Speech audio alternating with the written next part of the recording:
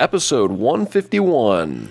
Woo! And we're doing something extra special today because we don't have the captain here, and everyone knows when the captain's away, The mice will play. well, no, I'm not going to call ourselves mice. This is Brom and Jamie will play, and we'll invite our old friend, not from Foggy London Town anymore, Chris Patrick, O'Donnell. into the episode. Yeah, sorry. Patrick. Yeah, special guest. Special guest, Chris O'Donnell. Straight from LA. That'd be awesome. But no. If you got Chris O'Donnell. I guess I need an update here. I have not talked to Patrick in years. Yeah, actually.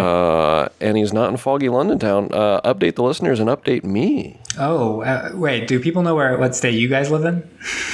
Yeah. In general. The general stay. You don't have to give a town or a specific address. All right, yeah. You don't have to say like Kyle lives in Rochester or anything like that. About almost exactly 1 year ago, we moved back to the United States, and we moved back, living the dream, living in my parents-in-law's house until we could find a house, which, spoiler alert, we are closing literally tomorrow on our house. So, Wow. back in the U.S., living the life. Back in the good old USSA. Yeah. Are you still in the world, the arena of soccer, or No. Went back a little bit closer back to academia, a little bit closer to what my brother Jamie does, for the most part. Oh, okay. Yeah. Very cool. Yeah, I was all prepared if you were going to be on to ask you about the World Cup. We got the World Cup going on. Well, it's coming home. The episode too much. Everybody knows it's coming home. Do you know what that means? You know what that means? Do you know what that means, bro? No. Oh, it's what they say in England. It's coming home because football was invented in England, so football is always coming home. And this year, they're definitely not going to be smashed by France in the next game. To date the episode a little bit. I've been watching all the games. I watched them again today. Argentina won in a blowout. Yeah.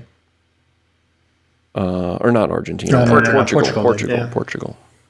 Welcome to SoccerCast. Yeah. The premier soccer podcast. But how about you? Anything new with you? Not quite. We just had our reboot last week for episode 150. Yeah, Patrick, wait a second. Did you not listen to episode 150? Wait, what? We released an episode last week. Last week? No. Yeah. I don't believe you. Yeah, we did. And all this update would be there. You aren't a super fan like we are. I already listened to it. I listened to it on a run. Listened to my dulcet tones of my own voice while running around. No Time to Die, huh? Yep. Well, now it's in my podcast feed live. Just updated it. There we go. I'm going to listen to it on a run tomorrow. Condensed version, I moved to Columbus, Ohio, and I got a new job. I work for the largest organization in the world. Which is? Wait, no, you shouldn't say. It's the Illuminati. Oh, that makes more sense. I didn't know what you were saying for a second. Comcast would be my second guess. Comcast? I don't know. Yeah, it's number one is Illuminati. Then it's number Comcast. Yeah. I'll have to look up how many people they employ, because maybe you're right. You might be right. It's one of those things. To bring it back to England, when I lived in England, there was a company that did internet called 3, and we only had it because you were allowed to pay month to month, which we enjoyed. Didn't have to have a contract because we had no idea how long we were going to stay in England, really. And they had like 100,000 employees, and it was insane because their website was an absolute catastrophe all the time. It was just absolutely the worst. I didn't understand how you can have 100,000 employees, and it's just such a disaster technologically. But so Comcast, I'm sure, is the same. It probably has like 5 million employees. I'm on AT&T now with fiber optic. Not a sponsor. Not a sponsor. Yet. But it's amazing. It's very good. I recommend it. Well, Jamie's been having fun with the internet, but we should maybe move on from internet talk. Yeah, I'm not going to talk too much about my internet situation because I think it would bore the listeners, as it's bored Patrick many times as I've recounted all the craziness with my internet providers. But I think we should get into this because it's a jam-packed episode.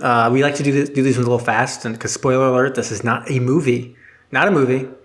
And so we've had this same trio before on a sister of this show that we watched tonight.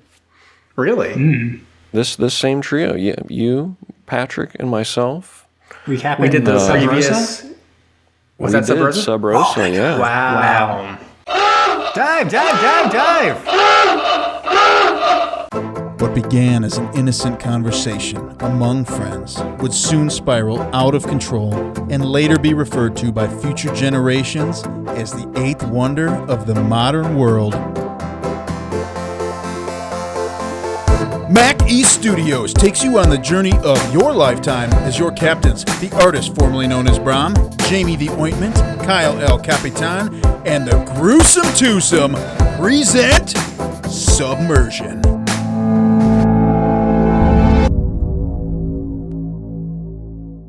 So yeah, Brom, what did we watch for tonight's episode? We watched NCIS LA, so a spinoff on the West Coast there, NCIS Los Angeles. We had previously, as we mentioned, watched NCIS, the flagship, the original series, a one-episode story. This is a 2-episode arc, though. We had a cliffhanger, season-ending, season 5 final episode, and season 6 opener. It was called Deep Trouble, right? Episodes 1 and 2. Yeah, so I think it was Deep Trouble and then Deep Trouble Part 2, as far as I can tell. That was not a Part 1, Deep Trouble, and then Deep Trouble Part 2. And yeah, it bridged season 5 to season 6. And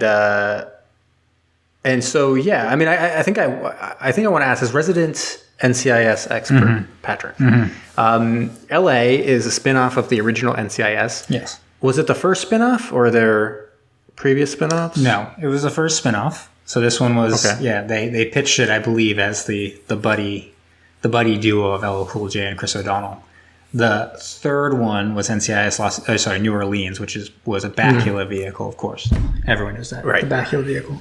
And then now you have another one, right? NCIS Hawaii? Hawaii. I believe Hawaii, yeah. It's a new NCIS. And you watched the original where they spun this off, right? Because it was what do they call it? Like a backdoor pilot or something? Yes. Yeah. So they had a backdoor pilot, which, one episode of NCIS, they go out to Los Angeles and they meet their LA counterparts, which is effectively, for the most part, it's like kind of a janky set, looks like shit. But then they have the power, the 1-2 punch, LL Cool J, Chris O'Donnell. And then that episode, did either of you watch the episode? No. Okay, so basically in that episode, they very clearly were very conscious of the fact that maybe this won't get picked up, maybe people won't really like it, but also I think mainly they were concerned about not having an LA Cool J Chris O'Donnell vehicle. So I think it was part of that, but also partly my guess is that they didn't know whether Chris O'Donnell would have signed on for a full year or like a multi-season deal that they wanted him on. So at the end of that backdoor pilot, there's a car bomb explodes and you're left on tenterhooks because you don't know whether Chris O'Donnell, he's dying in LL Cool J's arms in the street.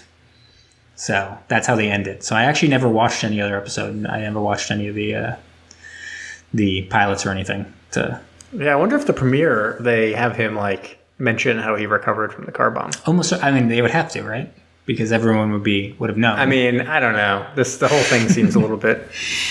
I'm not gonna not to comment too much on the show, but it seems like they spend about 4 minutes of character development at the top of an episode, and the rest of it's just real weird solving of crimes, like super weird crime solving stuff. Yeah. Oh, yeah. But fortunately, Jamie and I did watch both the season finale and season premiere, 2-parter here, Deep Trouble. We'll clue you in a little bit, Patrick. You can fill in some blanks and share any information you know about the dynamic of NCIS. Of course. But this one stars, as we said, LL Cool J and Chris O'Donnell in kind of that buddy cop role. Other people you might recognize, Eric Christian Olsen. Mm-hmm. I recognize him obviously as Lloyd Christmas from Dumb and Dumber. The saw it in theaters. Me and Patrick saw that in theaters. Yeah, well, he was also in another submarine show. Yeah. Episode. Hey, spoiler alert! Okay. But yes, he was in Beer Fest, right? Yes. Oh, he's one of the Germans in Beer Fest. Yeah. Yep. And he was also in Fired Up, which is actually a very underrated comedy. Daniela Rua, I think's her name, plays Kinsey Bly. She was one of the. She's Eric Christian Olsen's partner. Right. Marty and Kinsey, obviously a love interest going on there, as we find out. Miguel Ferrer, he was in Twin Peaks. He played the more Riley CIA agent, kind of opposite of the Dale. What's his name? Agent Dale Cooper. His kind of counterpart was Miguel Ferrer. He's in this. Seems to be a ball-busting boss of sorts in this. And then Linda Hunt also plays a boss character, Hetty. Also ball busting, but in like in a way that everyone likes her, but then everyone hates the other guy, Owen Granger. Yes. Interesting dynamic there. Don't know enough about the series, but one of those you can kind of just jump in. I didn't feel too out of place or lost watching this. Except for one aspect of the show, which we'll comment on. We'll get to, I'm sure. All right, shall I jump into this? Yeah, take it away. All right, so we open, and there's a gang, and they're like having this whole cool thing going on where they're like spraying fire at each other with liquor. And then one guy wins, and the guy's recording. He's like, whoa, that guy totally won. But then a body falls off of this bridge, and he's like, whoa, check out that body. And then that opens up on NCIS. And we know, because it's NCIS, or NCIS, that it's got to be something having to do with the Navy, right? Everything's the Navy, right, Patrick? Yeah. Yes. Yeah. So they're specifically brought in to investigate naval officers, which apparently drop like flies because there's 25 murders a year that in the Washington D.C. area specifically that they deal with. Yeah, they also. I did find it amusing just how much they all discharge their weapons. It's like just constant. There's like they'd be like filling out paperwork for days every episode. But the body falls. They get called in because it turns out that's a submariner. Submariner has been missing for several weeks. Reported by his wife, and here he shows up, and they're like, okay, do you think it's suicide? Whatever. So they go off to like talk to the wife, and they also they find out, oh wait a second, the guy was dead before he hit the ground. Like he was dead. He was tossed over the bridge apparently because he overdose. He had a cocaine overdose. And they're like, wait, that's weird. A submariner. They're all buttoned up. They're psychologically go through a lot of testing and stuff like that as well. He had no history of drug use, no problems with his service, and basically like barely drank and anything like that. So very suspicious situation going on. The wife is obviously devastated, and it's basically like, no, it can't be. He didn't do drugs.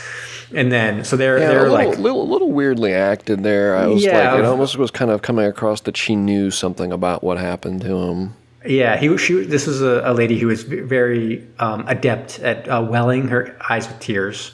Her eyes were like filled with tears constantly, to the point where I was wondering if there was some kind of shenanigans going on in order to get her so welled up with tears. Something else that was confusing me here, though, if these are Navy criminal investigators, how are they just now finding out about a submarine captain that's been missing for 4 weeks? Yeah, maybe that doesn't make it all the way up to them. Maybe that's like a lower level. Yeah, they should have had someone else at NCIS come in and be like, oh, that was my case. We still haven't figured it out. Like, okay, get out of here. It's now our case. They do suggest, in the original NCIS, there are some suggestions that in that case, it was Gibbs' team, but Gibbs' team was like the all-stars. But there were other teams, so it is possible that it was just they thought he went AWOL, and they were just like trying to track him down. So. Yeah, so and Brom, you're gonna have to help me out here with some of the movement around because the different groups are kind of like flying about at this point. You got this kind of like introduced to the Hetty. She's in her kendo lessons. Right. Yeah. So I was gonna say first we get Linda Hunt, and she's basically doing a kendo. And they kind of tried to make it seem like you wouldn't know who it was, but even me who have never seen an episode of NCIS LA, but I knew generally that Linda Hunt was in this. I was like, oh, this is definitely Linda Hunt. They're gonna play this as a joke because you have this like 4'8" or whatever woman who's like beating up all these people in her kendo lesson, and she takes off her helmet or whatever, and Miguel Ferrer comes in and is basically like, you're in big trouble, head back to Washington. And she's like, oh, because of the white ghost situation. Whoa. And of course, we're thoroughly confused because we haven't watched any of NCIS Los Angeles, and apparently there's some white ghost situation in Afghanistan that blew up in their faces. And she's in trouble now. And so she has to like leave. Everyone is like asking about her, and I don't know. She came off a little bit like rude. They kept on coming up and being like, "Hey, is everything okay?" And she's like, "Get back to work." Like, what's just asking if it's okay? You look like you're having some issue. You're their boss, your beloved boss. They just want to make sure you're okay. And she's like, "Fuck off," basically. And so she's like, she kind of like gets all packed up and leaves, and Miguel Ferrer is in charge. For the time being. Some weird like Q James Bond quartermaster vibes. Got like Far East cutlery all over her walls and whatnot. Kind of seems to be the eccentric character. Yeah, she's like a weirdo, which I think a bunch of these people are kind of weirdos. I found they're all characters. Yeah, Eric Christian Olsen. I found him very odd in the entire thing. But then they eventually track down that there's something having to do with drug dealers. How did they do that? Or did they found something having to do with they tracked down. They were trying to pursue the phone video, right? So they're able to track down that someone was in contact on a phone in the area at the time that the body was dumped, and they find the kid who was recording that video at the beginning, and he basically points to these white supremacists as the source of the cocaine, and so they go out there. There's a shootout, of course. And they end up they're forced to throw a grenade back into the building, and it all blows up. And so all the people die, including a woman who's in there, like an innocent hostage. But they make sure to tell you, don't worry, she was killed before we threw the grenade in there. Like they want to make it very clear. They're still under fire though. They're all there. None of them are wearing armor or anything. They make even a case to say, like, even after the grenade goes off, they make a case to say, like, you're all alone. You aren't getting back up. They got these like dramatic like shots of each of their faces, like, oh my God, one of us is gonna die kind of vibe. And then it cuts to a commercial and then comes back and everyone's just like being escorted out like with EMS services and whatnot. Yeah. And I guess everything went okay. Like you didn't get to see any of the gun battle or anything. It's like, they took care of business. Yeah. But there was a lady who was killed in the blast. But prior to the blast, and they have like a burnt up ID, but they're eventually able to identify her as being the wife of someone who builds ships. And so they go off, LL Cool J and Chris O'Donnell, they go off to talk to him while we see Marty Deeks, Eric Christian Olsen, and his partner, Bly. They end up getting in contact with, it's what is it? Drug enforcement, DEA agent. Yeah. And Deeks seems to know her. And there's like a lot of sexual tension going on between Deeks and Bly. And Deeks and Bly are like, no, we're not dating. But like, Bly's also super jelly this whole time. And it was very misogynistic, and I don't support it, but very funny to see on network television basically them being like, catfight? Are the claws going to come out? And me being like, whoa. It's like from like the NCIS, 70s. NCIS being misogynistic, I don't believe you. This cannot possibly be true. Jamie, be honest with us though too. Kenzie or Talia, which one would you pick? They look kind of identical. They're like identical people. I think probably the DE agent. Yeah, I'm Talia Del Campo all day. I can never. I don't know who these people are, so I'm still going to say Ziba from the original NCIS, please. Thank you. Yeah. So, anyways, basically, their whole. At this point, I found Eric Christian Olsen's and the two women their storyline to be so crazy, because what happens here is that basically LL Cool J and Chris O'Donnell, they head off to talk to this guy who's basically like, I just built a submarine for these people. And they're like, you did what? And he's like, yeah, I built a submarine for him. Like, apparently he had his business was failing or something. So he decided to build a submarine, for a narco sub for these drug dealers, not knowing who they were in bed with or anything. And then they took his wife as collateral or something. He's like, I didn't mean for her to die. He's like, this guy's a total idiot. Like, get him out of here. And so they head off to the marina where this thing is supposed to be.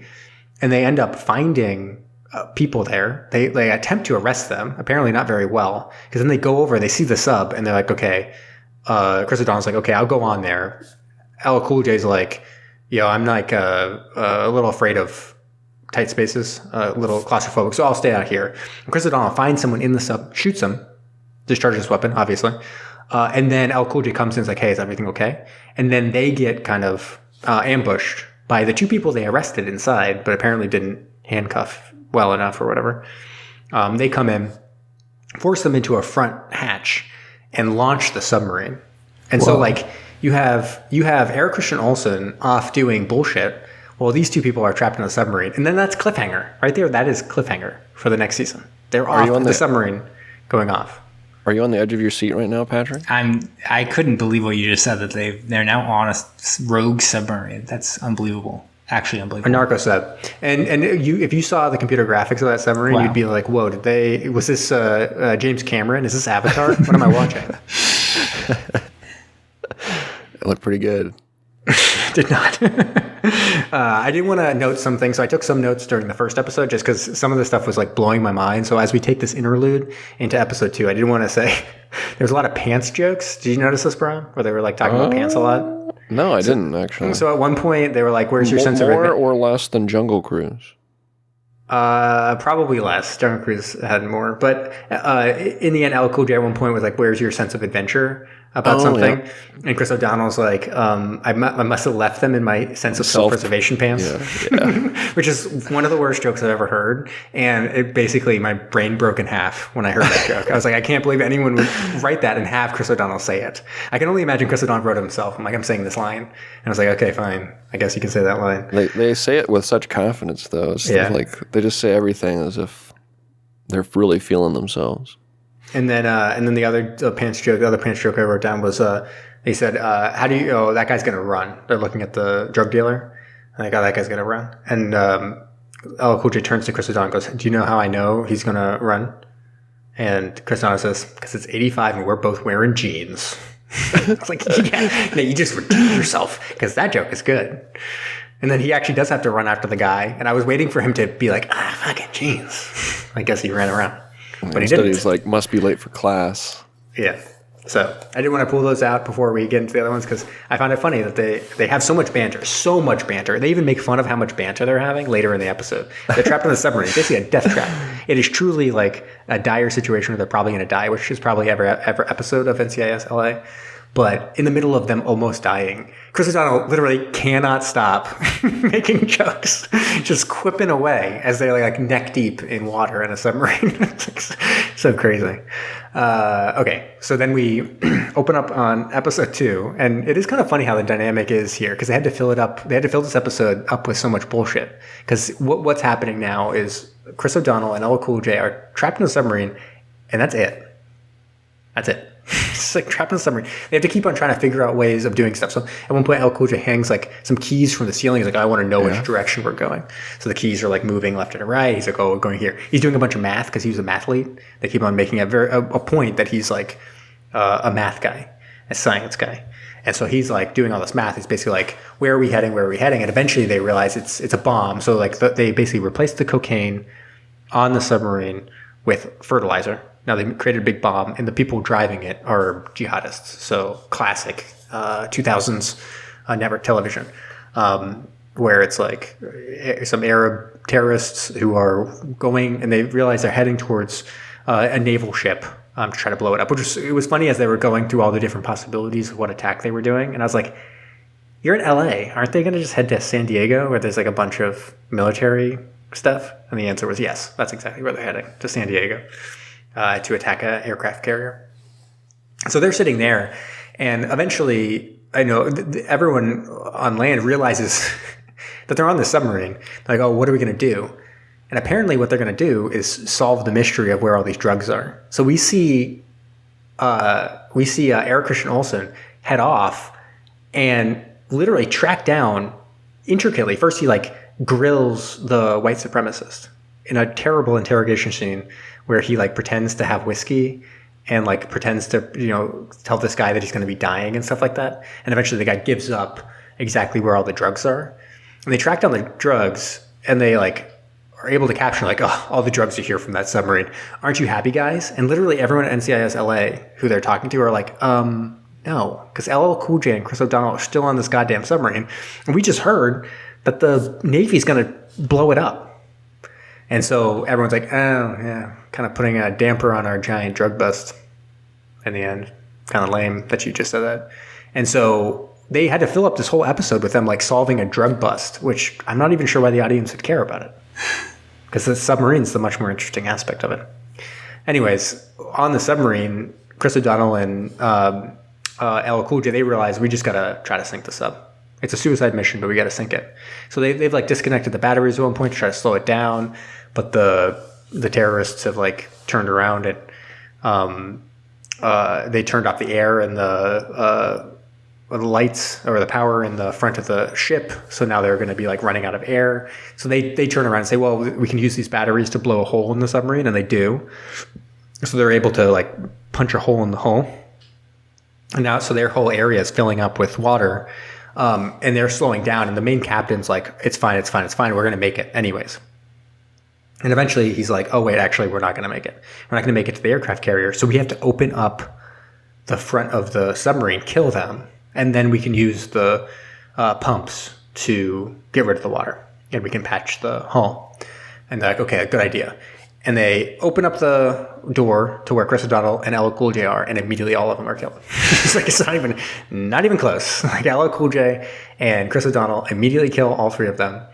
They're in the submarine. They go, okay, we have to wait until the water fills up the submarine, and then we'll free dive up to the surface. They do a bunch of science stuff about being like, you gotta scream all the way up, or else you're gonna die. All that kind of stuff.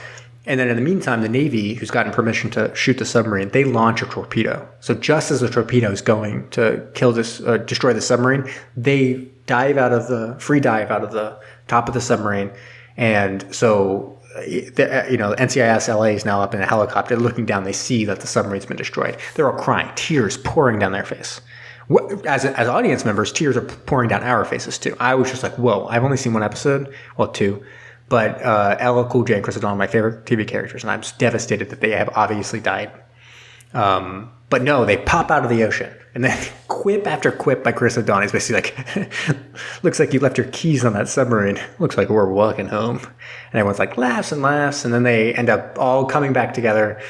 And they're like, hey, we're going to drink some beers together. We're going to drink some rum together. Then we're going to have a big old orgy. And so it ends with an orgy with everyone in NCIS LA having sex with each other.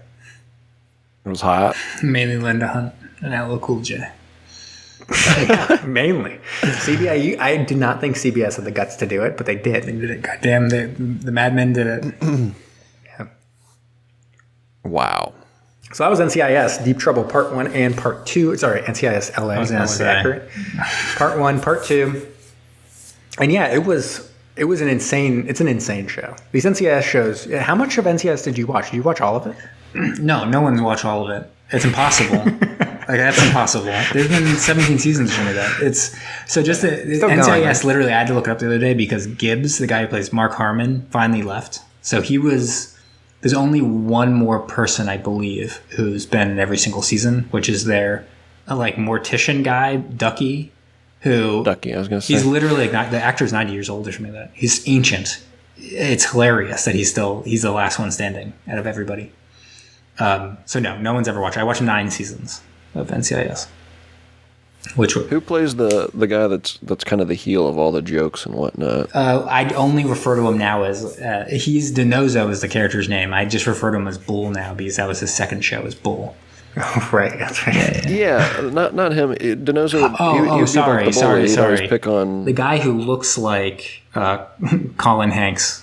Right, I was going to say, isn't it Colin Hanks? It is not. It is not, in fact, Colin Hanks. He has a great. If you go to IMDb, I do recommend going to IMDb because he has a great turtleneck. It's like a cable knit turtleneck that he wears in his IMDb photo. I'm sure it's still the same photo, but no, I do not know his name. But yeah, I do know who you're referring to. No, it was like the first 2 seasons, they have a different main character. It's this woman who eventually spoilies, they kill off. And then they bring in Ziva. Ziva's the best. She's a former Mossad agent who comes to NCIS. It's basically Ziva, who's a Mossad agent, and then DiNozzo, who is a former Baltimore City police officer. It's just like, Jesus Christ. McGee. Yeah, McGee went to MIT. He basically at one point cracks the world's most complicated cryptography program or something like that. And I'm sitting there being like, that's impossible. This is so stupid. The show's so stupid. So hopefully NCIS LA is like just as good, but my impression was always they were lacking like those ridiculous characters. Just the combination of Dinozo, McGee, Gibbs, Ziva, Ducky, whatever, Palmeretti or whatever, the weirdo who did all like the computer programs. That combination is like unbeatable. Whereas in this one, my impression was always you had LL Cool J, Chris O'Donnell, and not much else going for it. Yeah, that's how I feel like it ended up being. It's like I was like, oh, Chris O'Donnell, good. I'm kind of digging their banter. I like their thing. Like I felt like their repartee was quite fun. And then I was like, oh, I found everyone else kind of off-putting and like a really weird storyline for Deeks. I really didn't like Deeks. And then the two women who were like fawning over him for some reason. I found like that was like a storyline out of 1986 or something. So weird. It's like, meow. Oh, when are the claws coming out, girls? Yeah, I thought the frat boy like slash nerd slash he was like I don't know what he was trying to be at. Yeah, I have like no the idea. popped collar all episode. Yeah, and I couldn't Or like rather the collared shirt. And if there was hoodie. if there's any of the side characters I kind of liked, I guess it was Nell, who was like one of the intelligence analysts. But they don't really let these people do much because everything, there's only so much of an episode that can be devoted to the people doing like the analysis. So like, I just brought up a map. It's showing us where to go. Good luck. And then off you go. That's the end of that. So I do have a question for both of you. Yeah. Are either of you ever going to watch another NCIS Los Angeles episode? No. Probably not, unless there was another. Is there another one with a submarine? Yeah, that'd be the only way. No, because I only asked I only asked that because when I watched, I can't remember. We watched like the first 2 or 3 seasons of NCIS, and I remember never really being very into it. And then all of a sudden, they have an episode which was called The Mole Hunt. Ooh, they had to go find the mole in the organization, and it's this 2-part episode where they're finding the mole. And as I was watching it, I transcended my body and I floated up to heaven. I was like, I understand the ridiculousness that is this show. I feel like there's probably an episode of NCIS where they make like 17 pants jokes in a row. And you're like, oh my God, they understand. They're in on the joke. This entire thing is a joke. They get it. Yeah. Yeah. It's like Criminal Criminal Minds is exactly the same way, where I'm like, this is kind of a dumb show. And then for the 4th time, they go, this serial killer has killed the most people in history. And I'm sitting there being like, you can't have found the four most prolific serial killers in 2 years. You can't. And then that's when I realized, wait a minute, no, I get it. The writers know what they're doing. There's just always going to be more serial killers. They're always going to kill more people. They're going to find a serial killer that killed 1 million people, and you're going to be like, that's insane, but fine. Yeah. So I guess I'm a little surprised there isn't more NCIS episodes with submarines. We should have a whole bunch of them to watch. You would think so. I think they're expensive. But no. Yeah, well, this didn't seem too expensive. Honestly, I feel like I've seen the shots of the submarine. You have to rent the set, I think, is the problem. Whereas, for the most part, they have their standing sets where they go into their stupid office with all their computer screens and they jabber for a while. I watched nothing, but I did watch one NCIS Los Angeles episode that randomly was on television. And I swear to God, it was the most poorly directed episode of television I've ever watched in my life. There were moments where it was like completely washed out. They're very clearly filming like just outside the studio, outside of like an office building. And it's like close-up shots of 2 people's faces for 15 minutes and they say nothing. And you're just like, that's the craziest thing I've ever seen in my life. Well, they also, I mean, the weirdest part of the episode in this case is just how much of what they were doing was computer graphics. Yeah.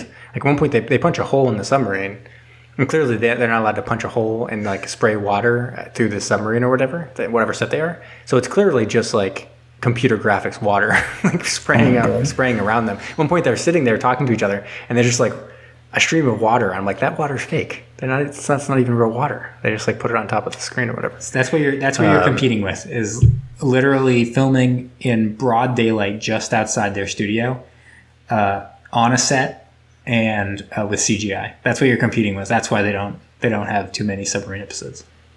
Yeah, and did you mention, Jamie, like where they were, their offices were just looked like a South American style looking like hotel or villa.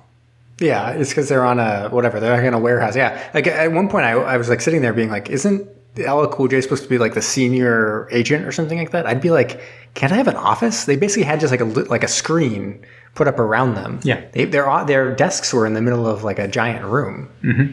I was like, wait, what's happening? what is the setup they have going on? Yeah. Yeah. Anyways, so should we give ratings, Patrick? What rating do you have for this episode? Well, based on we the do it out of facts, 6. Remember, we do it out of 6. we do it out of 6, so that's TV, right. TV one. Well, NCIS is a 6. Criminal Wines is a 5.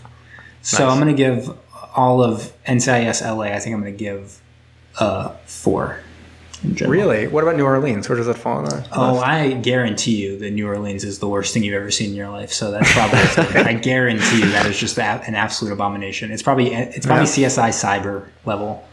That Hopefully I they have a didn't even know it submarine. existed. Yeah, You said hopefully it's we have a submarine Scott episode. Bakula vessel. it's basically, as far as I hell can yeah. tell, it's Scott Bakula and probably a revolving door of deep television actors. That's probably what it is. So. All right. It's like Mark Harmon. They realized that they couldn't always get a 1-2 punch of former genuine movie stars Chris O'Donnell and LL Cool J. So they had to go back to Mark Harmon of vaguely 80s television star who now needs a paycheck for the next 20 years. No, you're downplaying the true appeal of Bakula and Harmon, which is essentially getting 60 and 70-year-old women Oh yeah, ready to watch some NCIS. they're remembering 'Cause they're summer like, school whoa. and they are getting jazzed.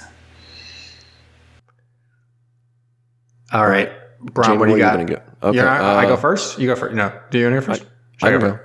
You go first? Okay, go ahead. I'll go. I say all the time, if you've listened to this pod for any extended time, I love like a lot of the BBC shows and whatnot. I don't know if it's the accents that like disguise, maybe some of the shortfalls of those series. But it really does just feel like they make better TV over there, just like network TV over in England. Because all the stuff that they shovel on us here in the States is terrible. I can't really get into any of it. And like as Patrick's alluding to, you're kind of looking at it for like kind of the cringe appeal or wacky appeal and trying to find something good to say about a lot of these shows in order to make them palatable. And I think this is definitely more par for the course, kind of formulaic network television. I did like, as Jamie said, the Chris O'Donnell, LL Cool J buddy cop banter and whatnot. It was just like kind of one of those things that was just like, it was fun to watch and look at. Just like how many jokes can they cram in here? Like, this is ridiculous. Like, they're dying. They're like going to be dead in like 5 minutes. They're planning to be dead, but they're still just rattling off these jokes and one-liners. Like, there's no actual dialogue. Everything is like a joke. And if there was a laugh track on the show, it would just be like everything was queued up for a laugh track. Like, everything they said was a little witticism. So that was kind of entertaining to watch. I mean, they are charismatic actors. I mean, LL Cool J is a god. Like, I love him and everything that he's been in. So those guys were fun. I wasn't as down on Eric Christian Olsen as Jamie was. I thought he brought a few things to the show, but other than that, like everyone else, I just kind of wanted to shoo off the screen. Wasn't really interested in a lot of the things that were going on with Linda Hunt and Miguel Ferrer's, characters. Linda Hunt getting sent back to Washington. It was like, again, you could have just jumped into this episode and didn't really need to have seen any of the previous episodes in the series to kind of get the gist of what's going on here. And just couldn't be brought to care about Linda Hunt. If she's going to get fired or not, then okay, whatever. I'm sure they'll bring someone else in. I didn't know if they were playing her off just because she's older and wanting to retire, and they were trying to find a way to conclude her time on the series or not. That's kind of the vibe that I got. And like whoever they brought in, I'd be like, okay, well, here's new boss. Don't really care. Again, Chris O'Donnell, LL Cool J really piloting the series and bringing the value to it for me. But still not something that's going to make me want to watch it anymore. It was fun. It was funny. It was ridiculous, over the top. It was confusing, like how they skipped over a few things, jumped around. It was ridiculous. But not the best thing that we've watched here in terms of TV series on the pod. I think I'll just come kind of in the middle here. I'll give it a 3.5. I'll give it a 3.5. Just to point out, Brom, Linda Hunt was on 12 seasons. Right. Okay, so she kept it going. She kept it going. Yeah, she kept it going. Okay. You don't leave NCIS. You're shoved out the door after 10 seasons. Yeah, and so I'm gonna come in with a 2.5. I think just balance you out. Give us an average of a 3. Absolute abomination. But go on. Oh, you think I should be higher or lower? I'm thinking I've nailed it with a 4. But go on. All right. Yeah, I didn't love any of the characters. Chris O'Donnell, LL Cool J were great, so I guess that is a perk. The rest of them I could have done without. I could have just had them running around, and that would have been fine by me. Otherwise, the whole concept was somewhat confusing. I guess it was fun once we got in the submarine, and it was quite a bit of submarine. I was happy about that. Mm-hmm. And it was a submarine. That was actually one thing that was kind of interesting. It was not a submersible. It was a full-blown submarine at that point. And so that was good. But yeah, the series is not one I will revisit. I find it very strange. And I guess I'm not experienced enough in the NCIS watching. Like you, Patrick, to appreciate maybe the finer points. Maybe I have to go back to NCIS, or maybe I should just really wallow in the mud and go for NCIS New Orleans and just like live in that. Maybe that's my new thing. Maybe I'm just like the NCIS New Orleans guy. I mean, there's everyone asks what I'm up to. Criminal Minds spinoff, which I think would be even crazier to watch. But yeah, maybe I'll just like start wearing like jaunty hats and being like, I love Criminal Minds Cyber or whatever the new one would be. I think what you should actually do is read the NCIS books, maybe. Yes. See, I'll just be like, hey, have you seen the latest episode of the Criminal Minds? And I'll be like, and what do you think of my hat? And that'll be what I do. Because otherwise, not much else that this show is bringing to the table.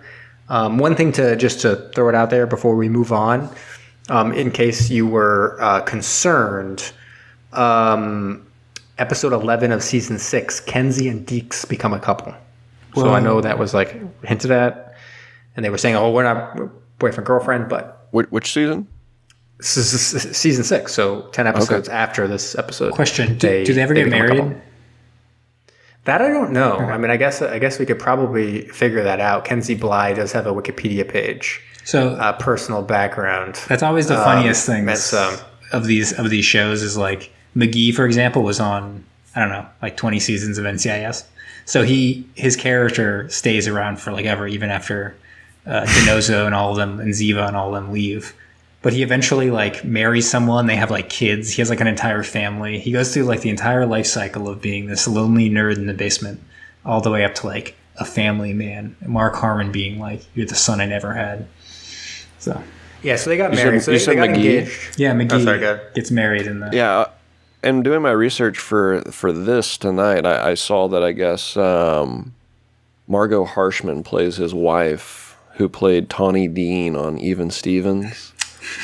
And she, I guess, is making a comeback or something. It was in the news or whatnot that her character is going to be back for an episode or two. Yeah. She's like a fan favorite, I guess. Amazing. Yeah, so they got engaged in season 9, and then they were married, and then now they're trying to get pregnant. Oh, I thought you were going to say they got divorced. No, that would have been funnier, but no. No. They are doing great. She got a nickname, KK. That's what Deeks calls her. So, and Sugar Bear. That's also a Deeks nickname. Okay. Deeks original right there. Amazing. All right. I don't have too much to go from here because obviously you spoiled Phantom Zone with the Beer Fest, which obviously we've connected back to whatever. But, I don't know if you knew, but there was a short-lived NCIS season called NCIS at Harris. and it was just Ed Harris. He basically loved NCIS so much, but he was like, I'm not into leaving my house. And so they just made an NCIS where it was just him, and he was doing Navy cyber crimes from his basement. And then, he won several Emmys for it. But eventually he killed his own character off. And now, I forget who's starring in it now, Al Pacino or something. But it's very strange since it's NCIS Ed Harris. And so Al Pacino has to solve all the crimes from Ed Harris's basement. So it's a little odd. I'd watch it, I'm not going to lie. I'd definitely watch that. Yeah. Al Pacino in a show called NCIS Ed Harris. Yeah. And he has to live in Ed Harris's basement. Does anyone have any games? I do have a J archive. I have a couple of J archives if you're ready to do that. Well, I was gonna. Can I do my game first? Yeah, go ahead. So my game is it's called Patrick Plays the Hits. I just made this up because I've been enjoying just asking you about garbage television, both of you guys, just joshing around about it. Have either of you seen the previews for the new Criminal Minds Resurrected series? No. Yeah, they're making it very, very. It seems like it's very serious. Yeah. But did you know what the storyline is? No. Oh my God, it's incredible. This is going to be a quick recap of the storyline, which is that they figure out that during the pandemic, a serial killer formed a network of other serial killers, and now that the pandemic is over, all the serial killers are going and killing people all at the same time across the country. Which just begs the question: were serial killers obeying the stay-at-home orders, which is what they kind of posit, which is absurd, which just makes me kind of want to watch the show, but whatever. So is it like a miniseries? Yeah, I think so. They got not the original guy, not what's his face from Homeland. I can never remember his name. The guy from Princess Bride was the original guy. Oh, but it was replaced by again, I can't remember his name. I can't remember. It was replaced by someone. Montaigne? Yes, Montaigne. There we go. So you have him and I think two other people from the original series. But everyone else it's kind of funny. The guy who's in SWAT left, but he's the star of other television shows, so he's not back. But everyone else was kicked off because they were assholes. So half of them aren't back. So it's going to be a weird series, but I don't know. I haven't decided whether I'm going to watch it. It looks ultra stupid, so I probably will at some point. Anyways, that's my game. Alrighty, we're gonna play a little Jeopardy. Okay. I found two different ones for you guys to play real quick. Awesome. Since Brom, you gave the lower score, you get to go first. 400, 800. Oh, actually, let's do the other one. Since this is a 200, 400, 600, 800, 1,000. It's 90s R&B and hip hop. Whoa. 200, 400, 600, 800. Give me 600. 1,000. 600 ladies love this cool guy who was both doing it and lounging in 1996. Who is LL Cool James? Very good. Great. Perfect choice right there. Patrick, what do you got? 200, 400, 800,000. Got to hunt for those daily doubles. Give me the 800. All right. It's not a daily double. In 1992, this vocal group, who are always in style, sang "No, You're Never Gonna Get It" and "My Lovin'." Never gonna get it. Never gonna get it. We're gonna get it. Boys to Men? That is not... Okay, come on. Say the question one more time. In 1992, this vocal group, who are always in style, sang "No, You're Never Gonna Get It" and "My Lovin'." In style is supposed to be a hint, but It is. It is supposed to be a hint. I don't know. It's En Vogue. En Vogue. En Vogue. Get the picture. All right, Brom, 200, 400, or 1,000. Give me 1,000. All right, I'm kind of buzzed, and it's all because of this Montel Jordan #1 R&B hit. We also learn South Central does it like nobody does. The name of the song? Yep, I'm kind of buzzed, and it's all because of this Montel Jordan #1 R&B hit. We also learned South Central does it like nobody does. I don't know. I'm going to go with do you know? I'm in Love. This is how we do it. This is how we do This it. is how we do it. Ba-da-da-da-da. South Central does it like nobody does. Of course. All right, Patrick, 200 or 400? Let's go 200. I need a win. And You Can't Touch This. He rapped his thanks to the Lord for blessing me with a mind to rhyme and 2 hyped feet. And You Can't MC Touch This. Hammer. Very good. Nice. All right, so it's 200 to 600. All right, now it's a buzz-in, so 400. Buzz it in if you think you know it. Making their top 40 debut in 1991, this vocal group told us Motown Philly's back again, doing a little East Coast swing. Okay, what is it? Motown Philly's back again. Ba-do-do-do-do-do.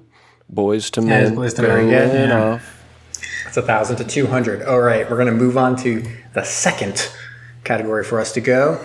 We're going to switch up who goes first. Patrick, you're going to be going first. Actors playing writers, 400, 800, 1,200, 1,600, 2,000. I have to rely on my inherent abilities and go with 1,000.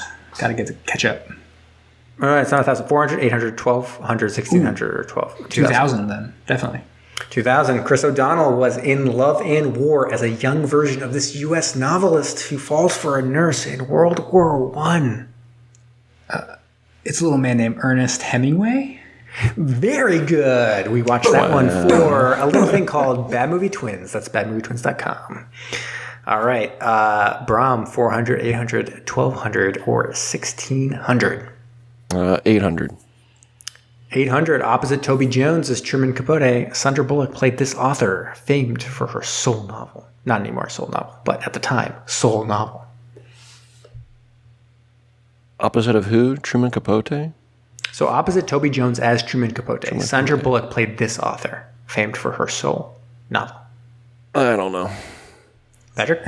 Man, I can't believe it's To Kill a Mockingbird. Is it Lee Harper? Harper Lee. It is. Oh, no, Harper Lee. Harper Very Lee. good, I Patrick. corrected in time. Actually, I corrected in time. It is. I will say it's very funny. One of the people playing this Jeopardy was named Patrick. So 2,000, correctly answered by Patrick. 800, correctly answered by Patrick. All right, Patrick. 400, 1,200, or 1,600? We go 1,600. 1,600. Everyone knows this actress wasn't afraid to play Virginia Woolf in The Hours. Meryl Streep. Nope. Do you know who it is? Everyone knows this actress wasn't afraid to play Virginia Woolf in The Hours. Does she have a big nose? She had a prosthetic nose Oh. in the film, The Hours. Oh. I don't know. It is Nicole Kidman. I was going to say, that was the other one in The Hours, was Nicole Kidman. Who did Meryl Streep she was the one play with the then? nose. I can't remember, but Nicole Kidman was the one with the nose because they kind of made fun of the fact that I think she was nominated for an Oscar, maybe, but she win an Oscar. And it was kind of like, oh, she just puts on a prosthetic nose and wins Oscars. All right, 400, 1,200, Brom. 400. What's the lowest? 400. 400 I or need an easy 1,200. one. I need an easy one. Give me 400. In The Raven, a serial killer is inspired by the works of this author, played by John Cusack. Who is Edgar Allan Poe? Correct. Now you got to buzz in $1,200. In Misery, this actress gives novelist James Caan the agony of defeat. God, what's her name? Buzz. Bez. Patrick? Kathy Bates. Very good. Who is Kathy Bates. Bates? Yeah. So, I think Patrick ended up winning that one. I do. didn't I do think so. keep exact score of that one, but he crushed it with that Chris O'Donnell in Love and War. You ever seen In Love and War, bro? I have not. No. Yeah, well, we watched it for Bad Movie I haven't Twins. seen any of those. Didn't see any of the movies in question there. You've never seen Never Misery? seen Misery. Nope. It's good. I would have got. I buzzed in. I would have got Kathy Bates. But Hot take. I've Misery not is seen good. it. You should watch it. That's a hot take. I feel like it's pretty popular. it's movie. blazing hot. He's being facetious. For sure. Okay. All right, that's all I got. I don't think I have anything else. All right. Well, I got something for you guys. Cool. Great. I don't know if Patrick remembers, or even for that matter, Jamie, but I feel like Jamie might remember this. When you guys are on, I have a face-off game. I'm going to take my face off and put it on Jamie's face, but no one notices because it's the same face. Go on. But I think it's evolved over time. But it started with face-off, where you guys had to tell me if the trivia was in regards to John Travolta or Nick Cage, I believe. And it's evolved over time. I think you guys work together now as a team, That'd be nice. as the Bad Movie Twins, to see if you guys can vibe and resonate on the same frequency and get all of the trivia correct. I need you guys to tell me on 7 points of trivia. Is it a Chris O'Donnell fun fact or an LL Cool James fun fact? Okay. Yeah, seems easy, but go on. It probably won't be. All right. You guys, I'll allow you to work together. We'll see if the bad movie twins here are resonating at the correct frequency tonight. Number 1. This actor was in a McDonald's commercial with Michael Jordan. What are you guys feeling? I'm feeling maybe Chris O'Donnell. Here's what I'm thinking. Do you think it could have been for Batman? That's a good question. That's pretty good. Late 90s. Let's do it. Chris O'Donnell. It was not for Batman. But at 13 years of age, Chris O'Donnell was discovered after appearing in the said commercial. Okay, there we go. Good. It's a good thought process. Number 2, this actor turned down the opportunity to play what ultimately became Will Smith's character in 1997's Men in Black. I mean, surely it wasn't. Yeah, it's gotta be LL Cool J. LL Cool J. Correct answer, Chris O'Donnell. No, I don't believe it. He turned it down. It was locked in. It was going to be him and Tommy Lee Jones. Doesn't make any sense. That doesn't make any sense at all. Number 3, this actor endorsed Republican Governor of New York, George Pataki's bid for a 3rd term. What year would this have been? I don't know. Let's go LL Cool J. Yeah, is he from New York? I think he's a New York rapper, right? Isn't he? And it would make sense. He was very controversial early on, so it would maybe make sense if there was a particular weird reason for, like, he didn't want to ban rap music or something.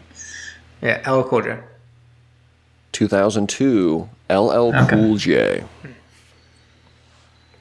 I don't know if it was around music downloading rights, but I guess LL Cool J was very enraptured in the fight to stop illegal downloads in 2003, so there might have been some overlap there. Pardon me. Number 4, this actor was awarded a major role after his headshot won a survey in which respondents were asked, who looks like they could win a fist fight? Chris O'Donnell. The actor was awarded a major role after his headshot won a survey in which respondents were asked, who looks like they could win a fist fight? I bet it's Chris O'Donnell. Yeah, what would be...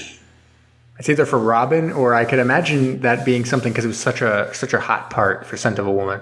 What was LL Cool J's early role? I can't even think of one, really. I don't know, yeah. Let's go Chris O'Donnell just because he's trying to trick us. Yeah. Chris O'Donnell? Beating out Leonardo DiCaprio, Chris O'Donnell was awarded the role of Robin because of a comic convention survey. I was going to say, it's either Batman or Scent of a Woman. Scent of a Woman was such a hot role that I could imagine them kind of being like, okay, we got these 3 people. We're narrowed down to, let's ask a bunch of weird questions, and that's how we're going to determine the final spot over. But it does make sense for Robin, where it's like, do you think you win a fist fight? Can you punch someone in the face? All respondents at the comic convention for the survey were required to be 11-year-old boys. Imagine if Leonardo DiCaprio was Robin. That was like his earlier role, and then he's what he is now, which is effectively slowly aging into Jack Nicholson. Leo wanted it. It was narrowed down to Chris O'Donnell and Leo. That'd be a wilder Batman and Robin film.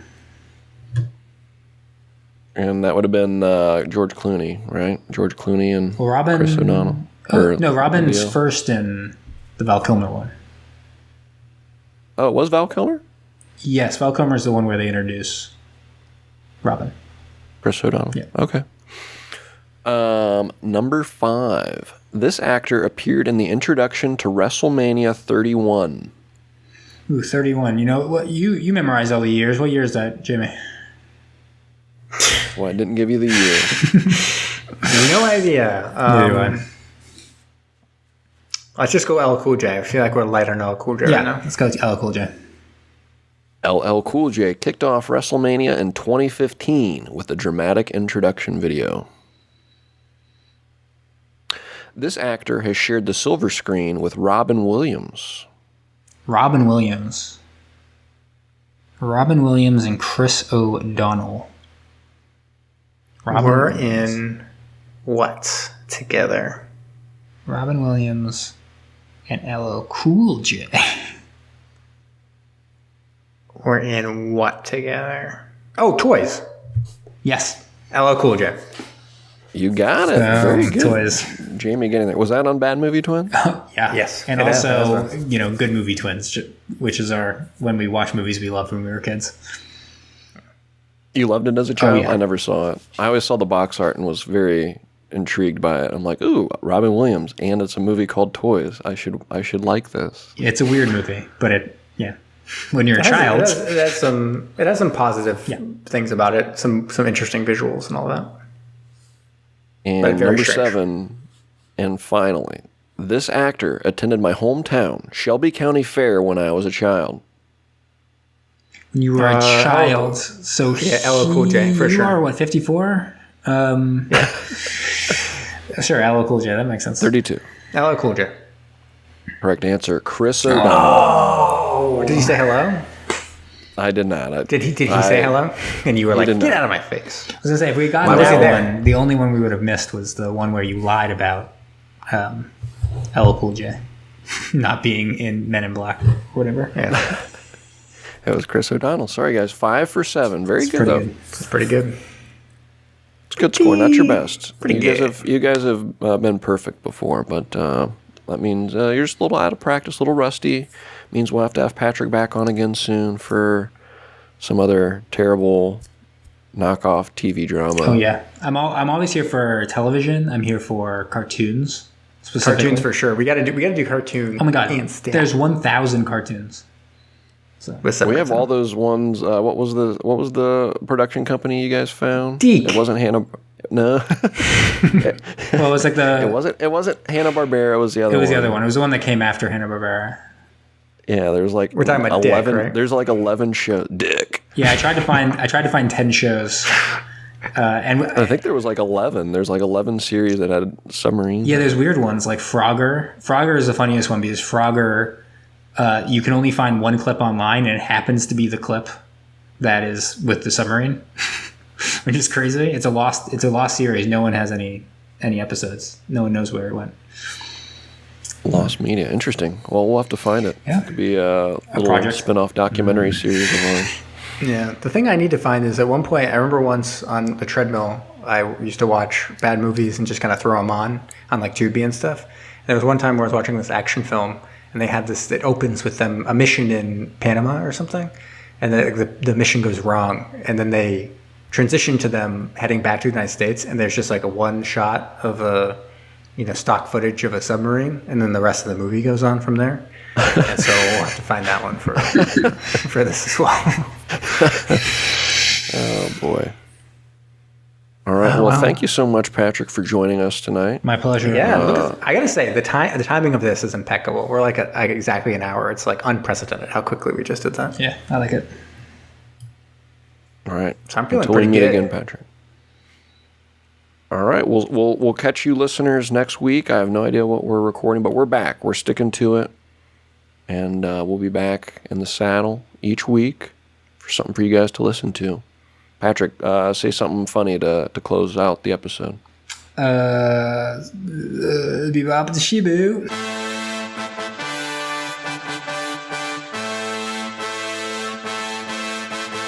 Thank you for listening to Submersion. Don't forget to subscribe for new episodes every Thursday. If you like what you heard, please leave us a rating wherever you listen. Want to interact with us? Follow us on Facebook, Instagram, and Twitter. We also love to get messages from all of you. If you have a suggestion, a comment, or just anything you'd like to share, please email us at macestudios@gmail.com.